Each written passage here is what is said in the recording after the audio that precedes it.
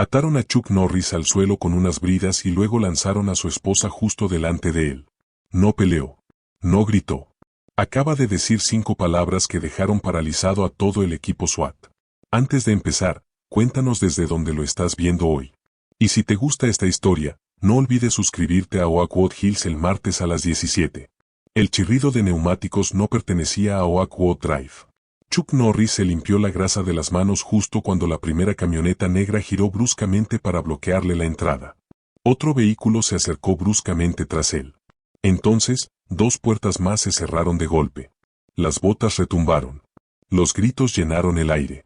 Policía. Ya en el suelo. Chuck salió de debajo del Buick de la señora Henderson, entrecerrando los ojos por el resplandor. Una llave de tubo colgaba suelta en su mano, aún caliente tras media hora de trabajo. Un hombre con equipo táctico completo apuntaba a Chuck con un rifle de asalto al pecho. Suéltalo. De rodillas. Con las manos en la cabeza. Chuck no discutió. Dejó caer la llave inglesa al pavimento con un ruido sordo. El aire a su alrededor se llenó de adrenalina y confusión. Media docena de hombres con chalecos antibalas negros mate invadieron su jardín delantero. Escudos arriba, rostros ocultos tras viseras. Miras láser salpicaban el revestimiento de su casa. Bajó despacio, con calma, como si el ejercicio fuera memoria muscular. Porque para él, lo era. Manos a la espalda. Ladró otro. Unas manos ásperas le sujetaron los brazos con correas de plástico. La brida le mordió la muñeca. Chuck no se resistió. Estás cometiendo un error, dijo en voz baja. Cállate y quédate abajo. Boots lo rodeó como lobos. Las radios crepitaban, un zumbido de drones en lo alto.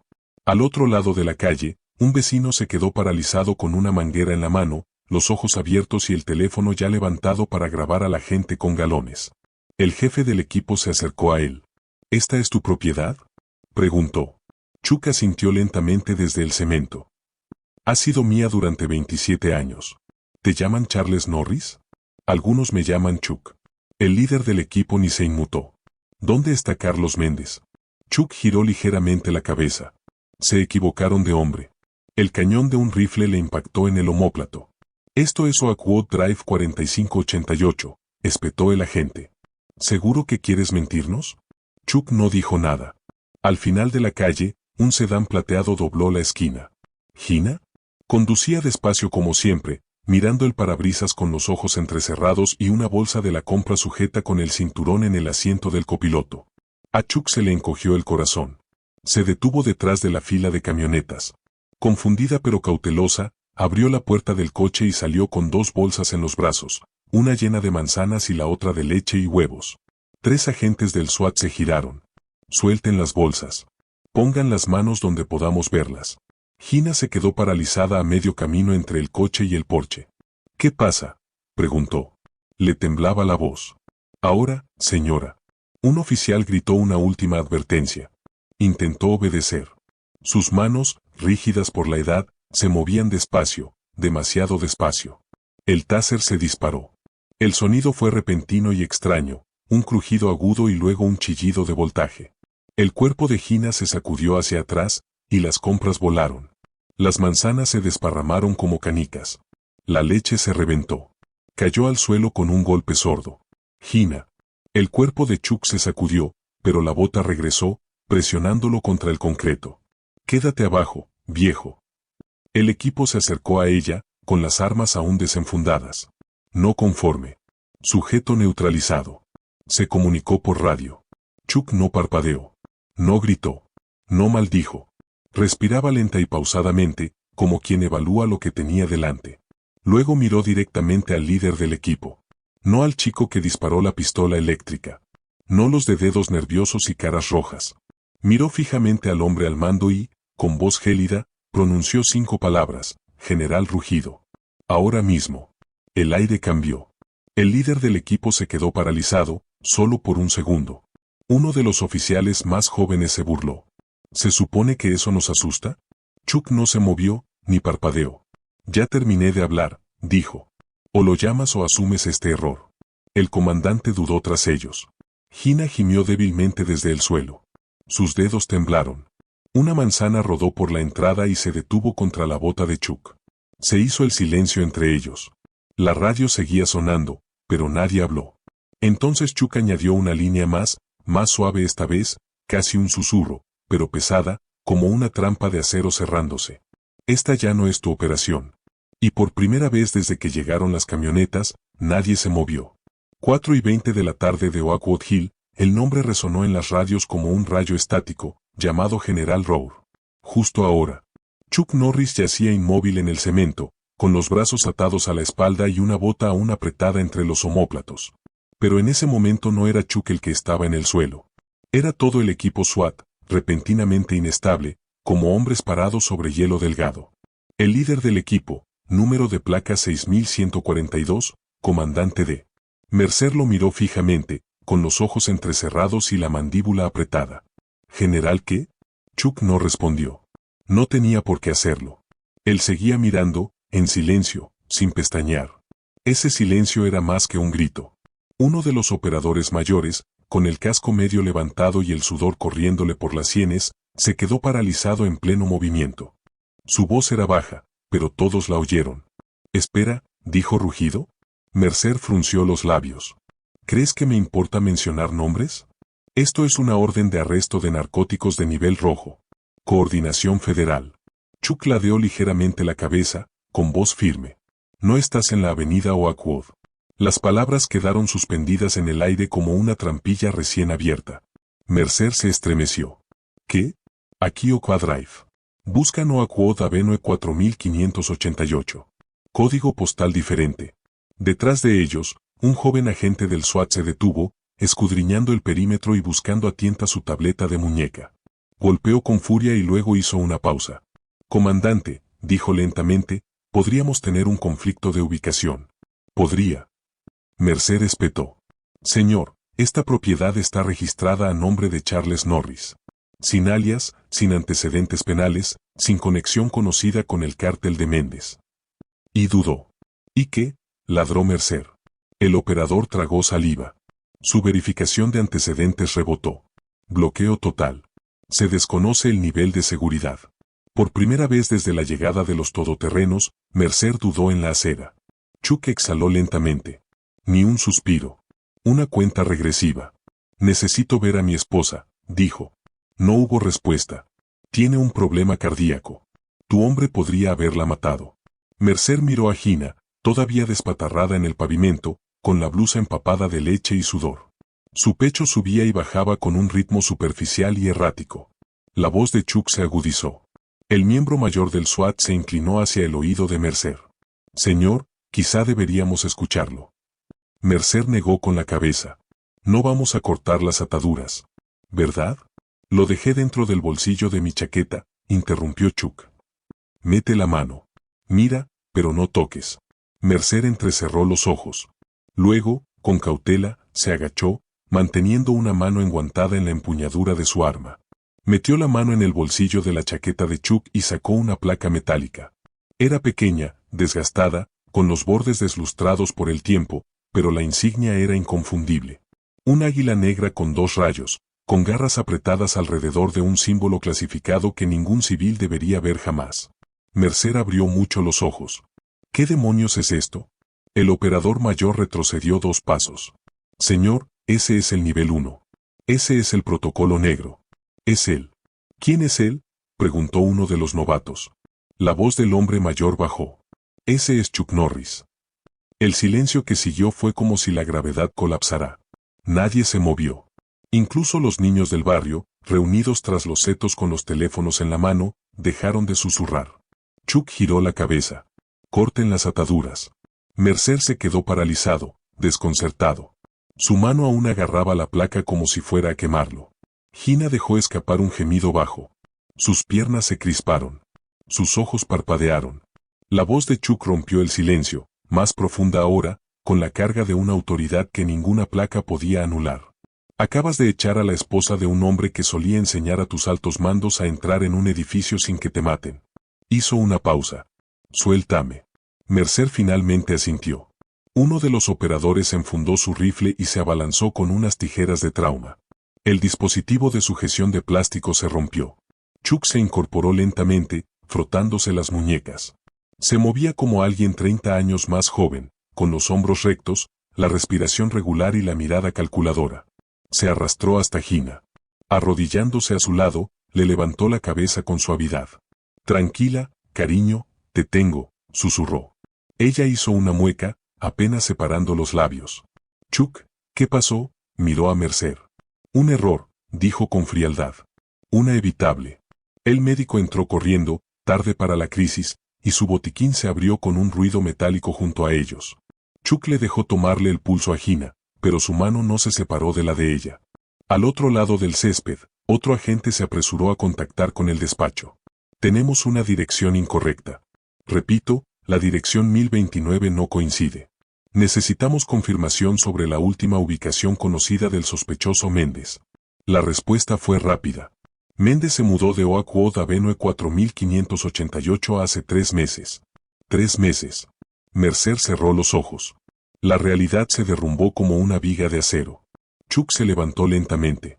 Su altura no cambió, pero de alguna manera se alzaba. Ahora subiste de tono sin confirmar, dijo secamente. Entraste sin verificar. Disparaste sin pensar.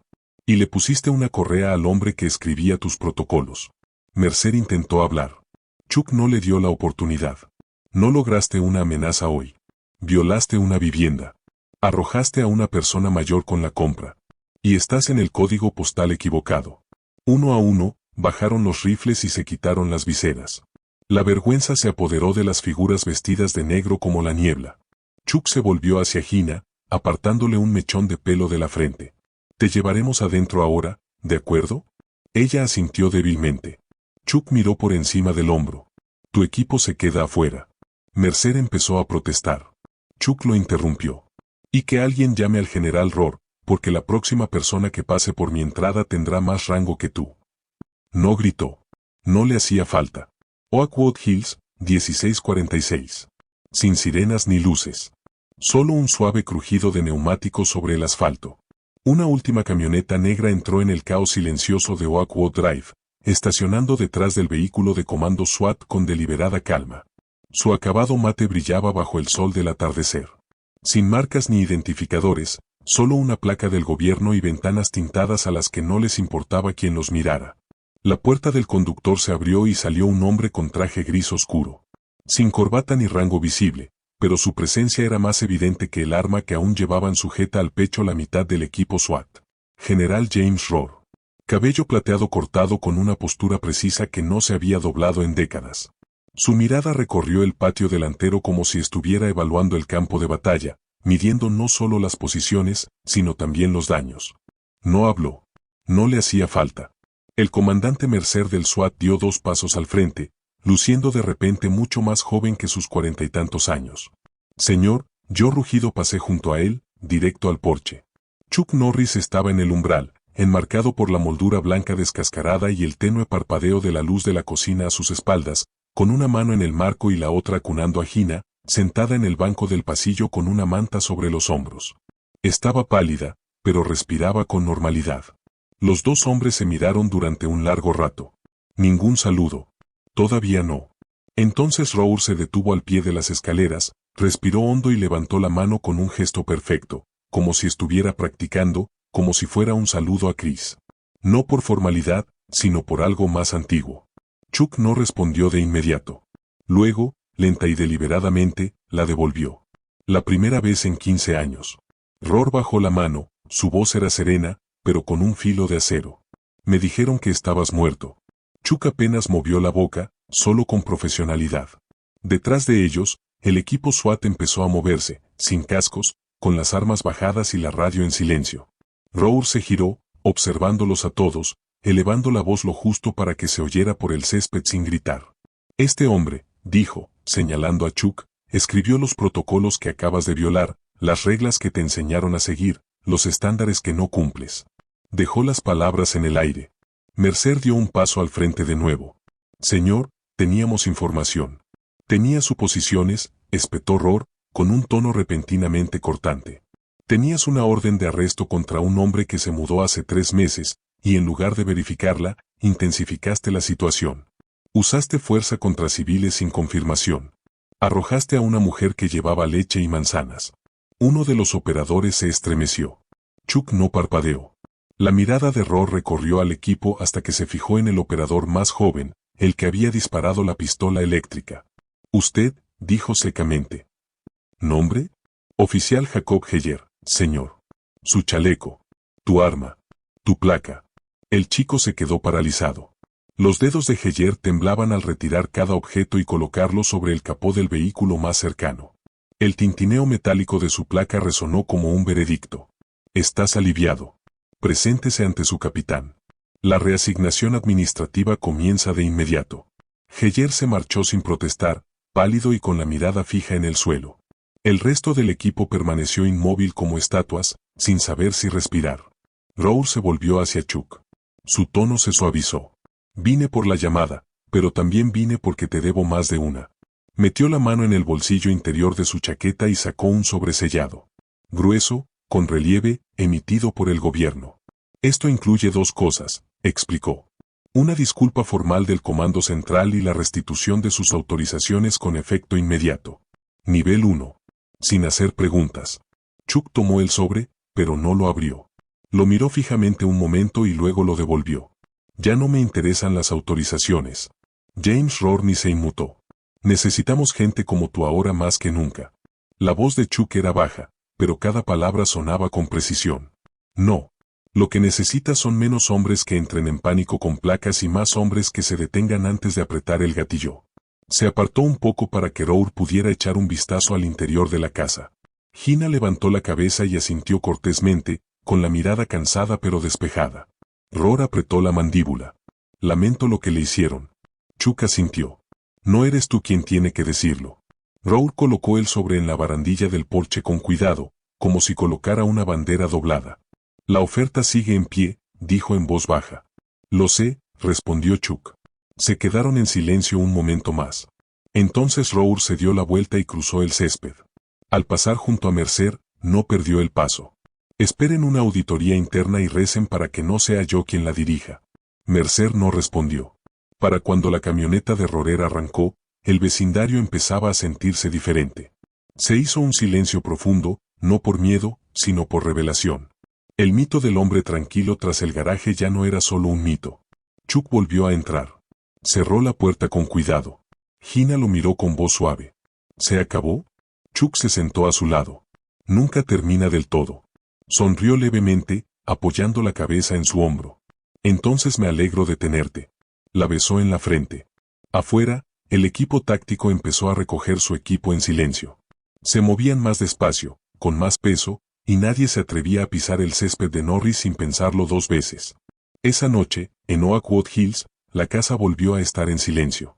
Gina yacía en el sofá de la sala, con una manta cálida envuelta en las piernas y una taza de té de manzanilla intacta en la mesita de noche. El suave tic-tac del reloj de pared llenaba el silencio exterior.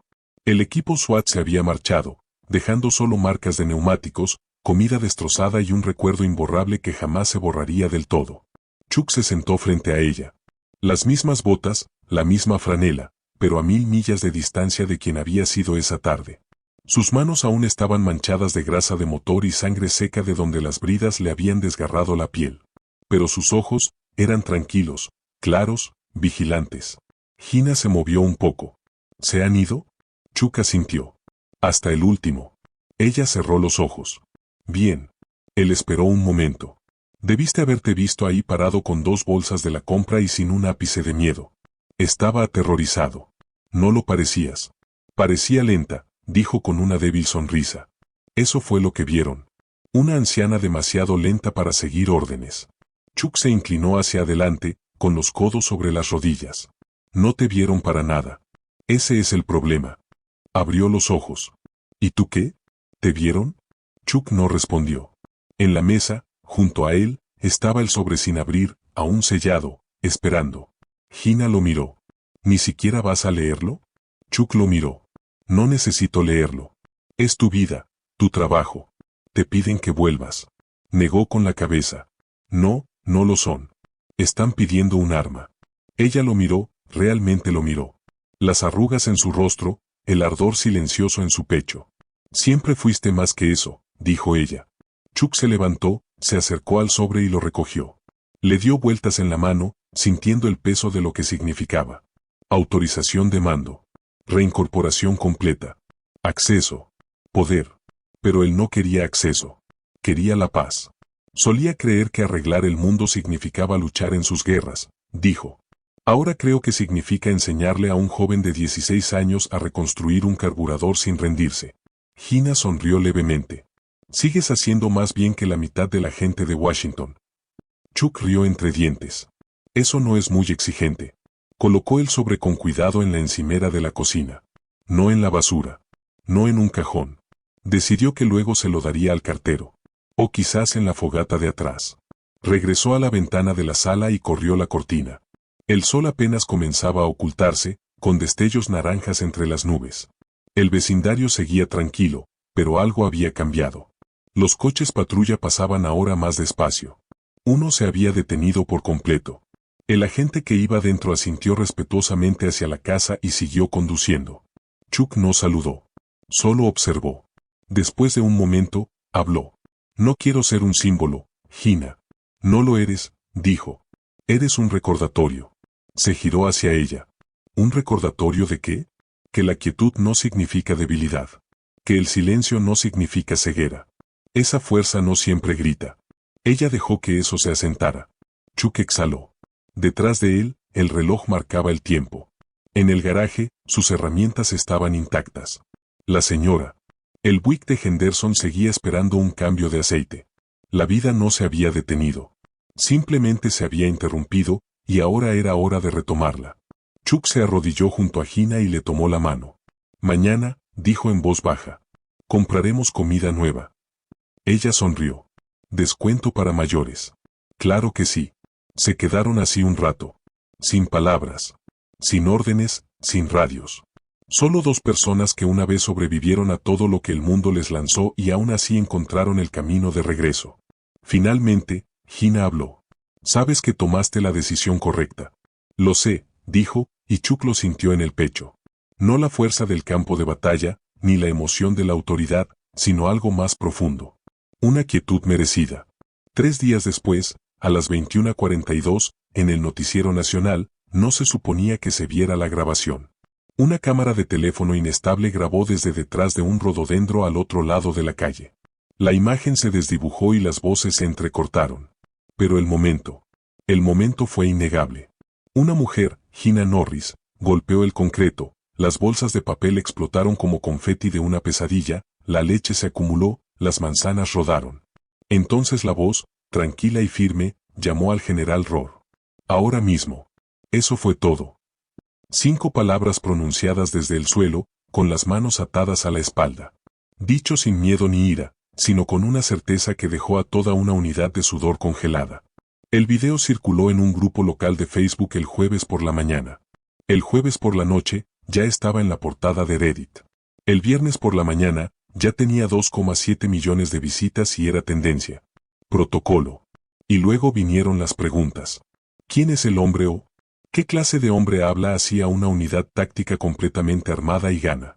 Y más urgente aún, ¿cómo se equivocaron de casa? En la rueda de prensa de emergencia del juzgado del condado de Tanner, el jefe de policía Michael Brennan estaba en el podio con 2 banderas estadounidenses a los lados, con el sudor acumulándose en el cuello a pesar del aire acondicionado. Reconocemos que se produjeron graves fallos de procedimiento durante la operación del martes. Comenzó con el rostro rígido y la voz entrenada para el control de daños en relaciones públicas. Lamentamos el daño causado al señor y a la señora Norris y estamos tomando medidas inmediatas. A su izquierda, la alcaldesa parecía no haber dormido. Un reportero se puso de pie. ¿Qué clase de acción? El jefe Brennan se aclaró la garganta. Con efecto inmediato, estamos lanzando un programa de capacitación para la desescalada de la situación en todo el departamento, centrado en la verificación de procedimientos, la ética de la restricción no letal y la dignidad civil, basado en el incidente, ahora conocido como el protocolo de 5 palabras. Otro reportero intervino. ¿Participa el señor Norris en ese entrenamiento? Lo invitaron, dijo Brennan con cautela, pero él declinó. ¿Por qué? Brennan hizo una pausa. Él cree que el verdadero cambio no empieza en las aulas. Empieza en el carácter. Silencio. Los flashes destellaron dentro de la casa de los Norris. Esa misma noche, Chuck estaba sentado en el porche trasero con una caja de herramientas a sus pies. Estaba ajustando las bisagras de la vieja puerta del cobertizo del jardín. El sol se ponía, un cálido naranja óxido se extendía por el horizonte como melaza. Gina salió con 2 tazas de café en la mano. «Están hablando de ti otra vez», dijo en voz baja. Chuck no levantó la vista. «Déjalos. Te han convertido en algo», añadió. «Una lección. Un movimiento». Chuck apretó un último tornillo y se secó las manos con una toalla vieja. «No dije esas palabras por ellos», dijo. «Las dije por ti». Gina no respondió, simplemente se sentó a su lado y le entregó una taza. Bebieron en silencio un rato, de esos que solo ocurren entre personas que sobreviven juntas. Ella se acercó y le tocó la mano. «No acabas de detener a un equipo SWAT, Chuck. Le recordaste a la gente lo que es la fuerza». Él asintió levemente. «Quedarse callado no significa ser débil». «No», dijo ella. «Significa arraigado». De vuelta en el pueblo, el efecto dominó en la escuela secundaria local. El director Everett detuvo los anuncios matutinos para dirigirse a la clase de penúltimo año. «Hay un hombre en nuestra comunidad que podría haber arrasado este pueblo después de lo sucedido.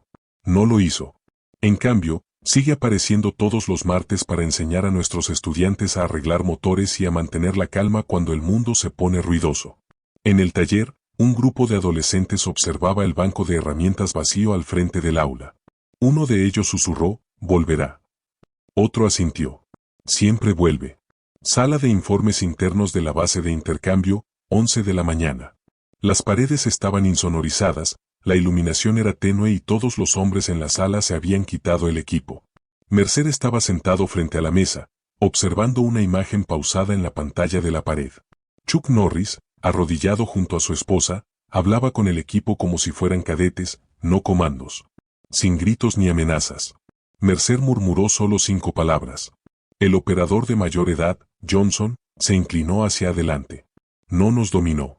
No superó en el terreno», añadió uno de los novatos en voz baja. «Entrenamos para la fuerza.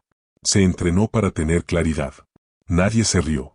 Entonces Johnson dijo lo que nadie más tuvo el valor de decir: «No nos hizo parecer débiles. Nos hizo darnos cuenta de que ya lo estábamos».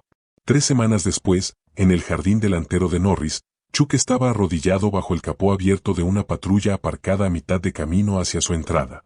Un joven agente estaba cerca, nervioso, sosteniendo un bloc de notas e intentando no temblar. El motor del coche falló. El chico pidió ayuda por radio, y la central le indicó que intentara en la casa de los Norris. «¿De ti hablan?», preguntó el agente con vacilación. Chuck no levantó la vista. «Depende de quién hable.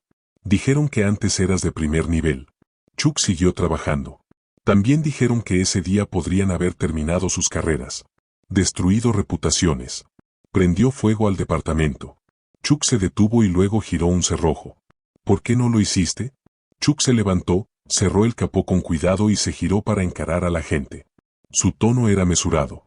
«Porque la venganza no arregla los motores. Y tampoco arregla a las personas». El coche patrulla rugió al girar la llave. El oficial parecía atónito. «Gracias, señor». Chuck negó con la cabeza. Solo Chuck. El chico se quedó allí un momento y luego saludó.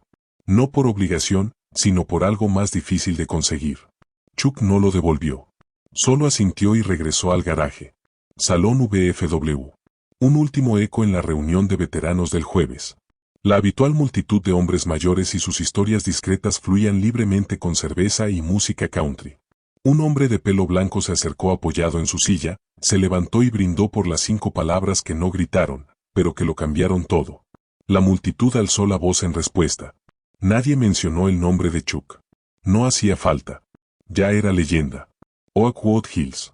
Un mes después, el Buick seguía perdiendo aceite. La señora. La voz de Henderson resonó desde la acera mientras arrastraba su andador por el sendero.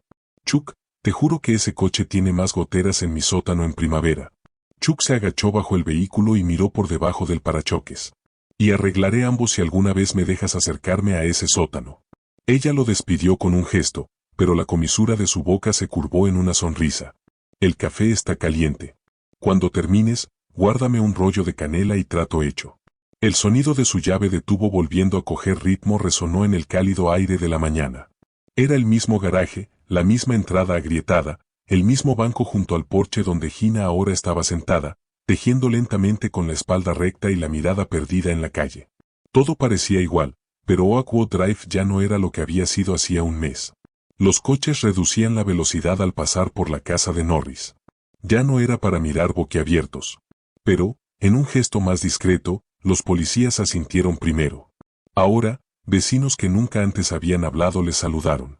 Los chicos que solían pasar a toda velocidad en bicicleta redujeron la velocidad lo justo para decir, «Buenos días, señor». Chuck no devolvió todos los saludos, pero escuchó a todos dentro de la casa. Gina dobló un paño de cocina limpio junto al fregadero. Su pecho aún mostraba la tenue sombra morada donde las púas de la pistola eléctrica la habían impactado. El médico dijo que su corazón había salido bien, pero el trauma no siempre se anunciaba con sirenas y escáneres. Aún así, caminaba. Ahora más alta. Miraba a la gente a los ojos. En el supermercado, la joven cajera que antes apenas levantaba la vista de la caja ahora se ponía de pie para empaquetar personalmente la compra de Gina. El gerente le dio una nueva tarjeta de fidelización sin que se lo pidiera, y cuando otro cliente intentó adelantarse en la fila, Gina arqueó una ceja y simplemente dijo que no. Se alejaron. Chuck terminó debajo del buick al mediodía. Le crujieron las rodillas al ponerse de pie. Se limpió las manos, se quitó los guantes y se apoyó en el coche para respirar. Desde el otro lado de la calle, un chico lo observaba, de unos 12 años, con la mochila colgada del hombro y el pelo pegado a la frente por haber trotado. No se movió, simplemente se quedó parado en la acera, con los ojos muy abiertos. Chuck arqueó una ceja. ¿Necesitas algo, hijo? El chico dudó. Mi papá dice que no eres mecánico, dijo Chuck con una sonrisa irónica. Supongo que depende del día, dijo. Podrías haber matado a todos esos policías si hubieras querido. La cara de Chuck no cambió. ¿Eso te dijo tu papá? El chico asintió. Lentamente. Chuck dio un paso adelante, limpiándose la grasa de las manos con un trapo. Su voz era tranquila y mesurada. Tu padre tiene razón en parte. El niño tragó saliva. Pero la verdadera fuerza, continuó Chuck, está en saber cuándo no usarla. El niño asintió. Silencio ahora. Llega a casa antes de que tu mamá se pregunte con quién estás hablando. Esa noche, Chuck y Gina volvieron a sentarse en el porche trasero con 2 tazas de descafeinado en las manos. Los grillos cantaban fuerte, el cielo se volvía tinta. No creo haberte oído decir ni 10 palabras en todo el día, dijo Gina con suavidad. Chuck tomó un sorbo. No hacía falta. Sonrió. ¿Estás arreglando el mundo otra vez? En silencio, rió entre dientes. No. Solo un buick. Se quedaron ahí un rato más. La luz del porche parpadeó. Una brisa meció los árboles. Entonces Gina se recostó. ¿Te arrepientes de no haber aceptado la oferta? No respondió de inmediato. En cambio, se quedó mirando las estrellas, captando con la mirada el tenue destello de un satélite que pasaba. No me arrepiento de haberme marchado, dijo finalmente. Lamento haber tenido que elegir entre el deber y la decencia. Gina se acercó y le tomó la mano. No elegiste entre ellos, dijo. Le recordabas a la gente que pertenecían juntos. La miró, las arrugas de su rostro se suavizaron a la luz de la lámpara. Siempre fuiste la inteligente. Y tú siempre eras el callado.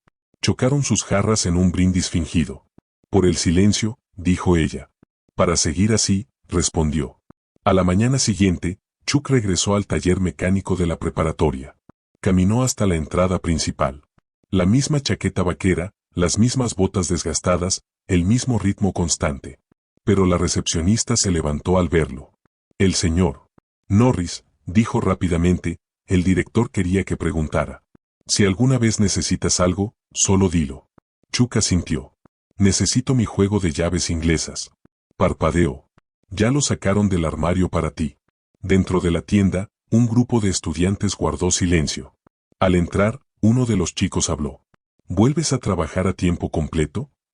Chuck arrojó un par de guantes sobre la banca. No, dijo.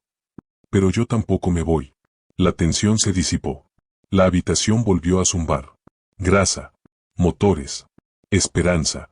Chuck se movió entre los estudiantes, ajustando la tensión de una correa por aquí, señalando una manguera rota por allá. No mencionó nada sobre lo sucedido. No tenía por qué hacerlo. Esa tarde, Gina estaba en el porche regando las flores silvestres. Pasó una patrulla.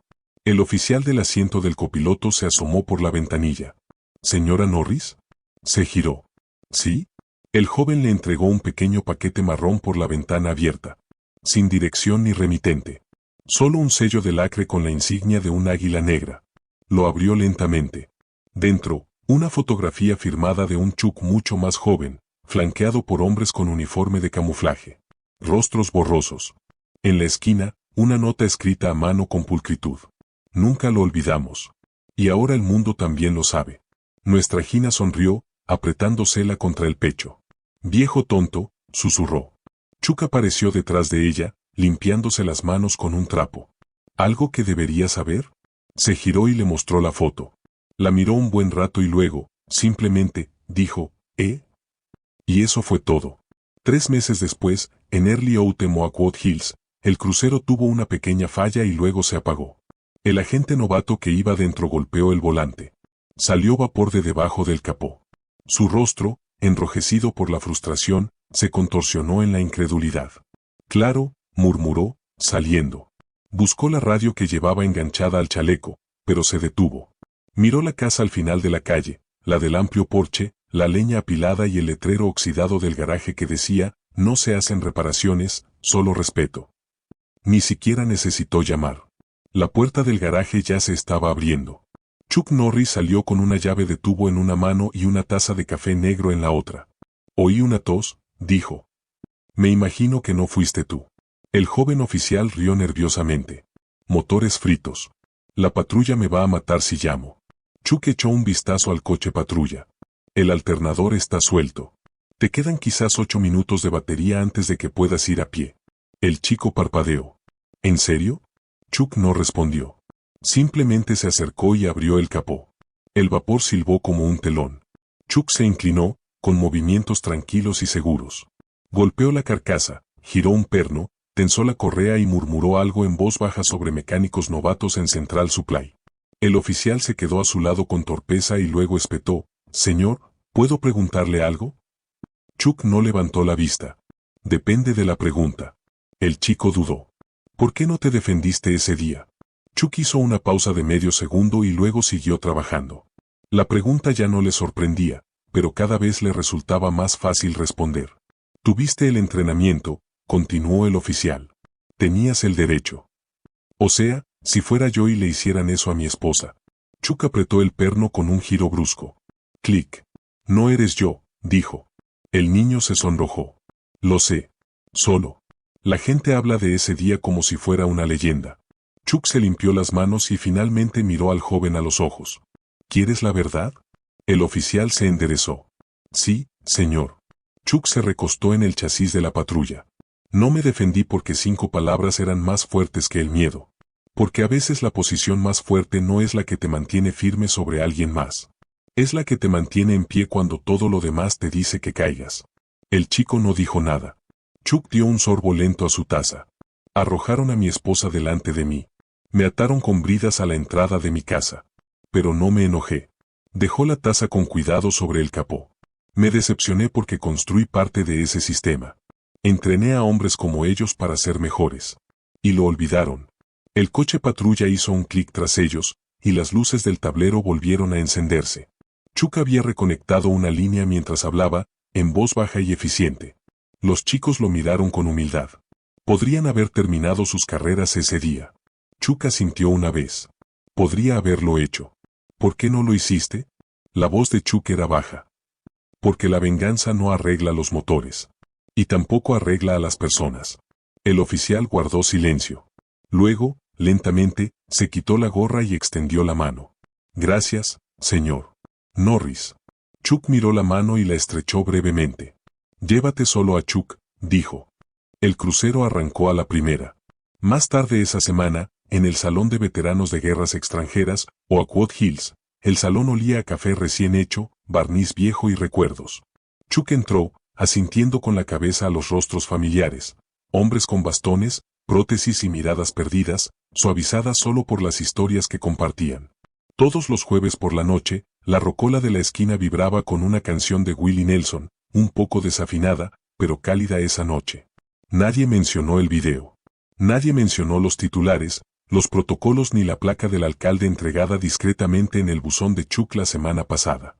En cambio, le dieron la bienvenida como siempre. Un gesto de asentimiento, un asiento y un café ya servido. No quería aplausos. Vino por la misma razón de siempre. Algunos hombres llevan medallas en cajones y otros las llevan en silencio. Después de la reunión, un reportero local lo llamó y lo acorraló en el estacionamiento. El joven Mike, con su elegante traje, ya estaba en marcha. Señor Norris, ¿tiene alguna declaración para el público? ¿Algo que quiera decir sobre el día en que todo cambió? Chuck se detuvo junto a su camioneta, la misma roja con el portón trasero chirriante y la calcomanía de la base militar despegada en una esquina. Miró al reportero a los ojos y solo dijo esto. Algunos hombres alzaron la voz para demostrar su fuerza. Otros lo demuestran sin necesidad de hacerlo. Luego se subió a su camioneta y condujo a casa. De vuelta en Oakwood Drive, Gina cuidaba las flores silvestres del jardín delantero, con asteres morados ya en plena floración. La luz del porche brillaba tras ella como un halo. Chuck aparcó y apagó el motor. Se sentó un momento, observándola moverse suavemente entre las flores. No necesitó decir nada. En realidad, nunca lo necesitaba. Esa noche, sentados en el porche bajo un cielo estrellado, Gina se volvió hacia él. ¿Crees que la gente te recordará por lo que pasó?, preguntó Chuck con una leve sonrisa. No necesito que lo hagan. Ella apoyó la cabeza en su hombro y, tras un largo silencio, él susurró, prefiero que me recuerde un niño que no empuñó su arma que 1000 que solo recuerdan mi nombre. El viento arreció, el grillo cantó y, así, el mundo siguió girando. Silenciosamente, deliberadamente, como un hombre que ya ha hecho bastante.